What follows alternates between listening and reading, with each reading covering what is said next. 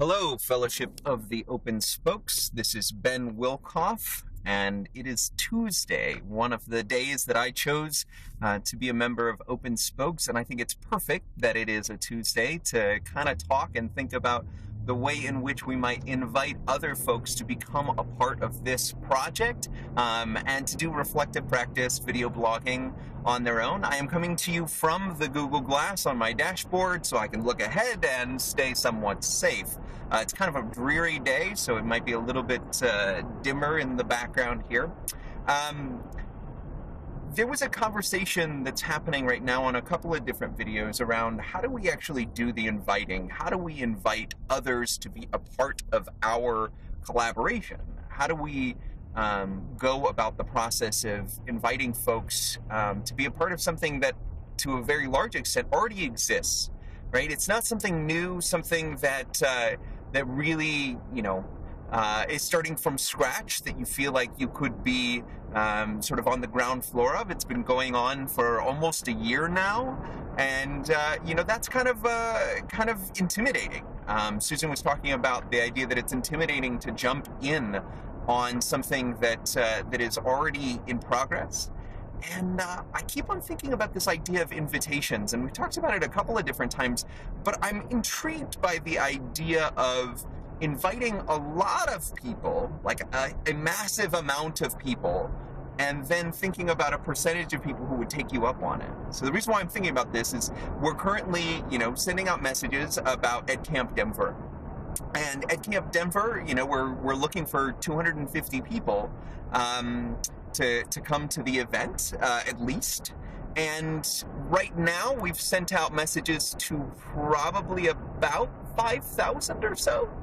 Maybe a little bit less than 5,000 people have received an email of some kind about the event, right? And I've gotten lots of good messages. I can't make it. I'd love to come, but I can't. I'm busy or something like that. But then there are a lot of people who have taken us up on it. Right now, there are like 180 people who have registered and said, yes, I'm going to come to the event.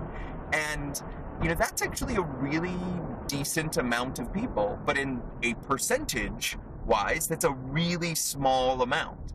But they received invitations, sort of specific invitations from someone that they either know or kind of know. They kind of know me. I'm sending out these emails to some people that I either work with, but I don't work directly with, or different things like that, right? So there's something to do with the idea of sending out a personalized message to a lot of people.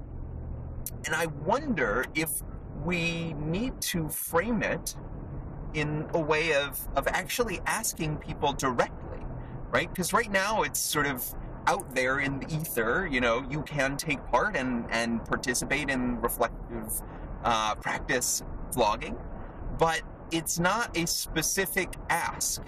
It's not me going down the hall to someone and saying, I really think this would be a beneficial project for you personally. And I wonder if we might think about actually inviting people, and maybe it's not 5,000 that we would invite, but maybe a couple of dozen that we would specifically invite and say, this is something that we do. We ask questions of one another. There are sort of guiding topics and ideas that we're thinking about, but essentially it's a collaborative space where you don't have to worry about being the only one posting ideas and asking questions and answering them. It's a safe space. And I think that's one of the most intriguing things about the way that we're inviting people to EdCamp, is that essentially we're just inviting them to a space. It's not even that there are sessions that you're supposed to go to or something like that. We're just asking them to come to a safe space for learning. And I think that's sort of part of its power and appeal. So I guess I'm going to put it out to all of the open spokers who are watching this. Are there people that you think would benefit from a direct invite to become a part of this? And if so, maybe we should start thinking about what that invite looks like. And how do we invite people into our community to make it more inclusive and to have that essentially this is a safe space for learning for adults and to reflect upon our practice. So if you have any ideas on that, let me know, comment, or share the video if you want to think about it more broadly. And I look forward to having the conversation with all of you. Thank you for being a part of it.